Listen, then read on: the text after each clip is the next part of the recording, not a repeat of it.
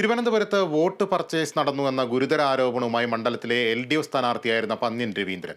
കണ്ടത് കച്ചവടം, പണം തെരഞ്ഞെടുപ്പിനെ സ്വാധീനിച്ചെന്നും പന്ന്യൻ.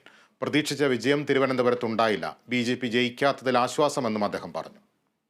പ്രതീക്ഷിച്ച വിജയം തിരുവനന്തപുരത്ത് ഉണ്ടായില്ല. ജയിക്കാൻ വേണ്ടി നമ്മൾ പ്രവർത്തിച്ചു. നമ്മൾ തോക്കുക എന്നുള്ളതല്ല, നമ്മുടെ രാജ്യം രക്ഷപ്പെടുക എന്നുള്ളതല്ലേ. പക്ഷേ ഇവിടെ അവസാനമായി പലപ്പോഴും നമ്മൾ കരുതിയെന്ന് പറഞ്ഞാൽ BJP കയറിപ്പോകുന്ന അതില്ല എന്നുള്ളൊരു വലിയ ആശ്വാസമാണ്. LDF വോട്ടുകൾ നമുക്ക് ലഭിച്ചു, അതല്ല വിഷയമുണ്ടായത്. അപ്പോൾ ഈ തിരിച്ചടി എങ്ങനെ ഉണ്ടായെന്ന് നമ്മൾ പരിശോധിക്കും. പണമാണ് ഇവിടെ ഈ വോട്ട് UDF-നും അതുപോലെ BJP-ക്കും ഈ വോട്ട് കയറുന്നതിനൊരു പ്രധാന കാരണം.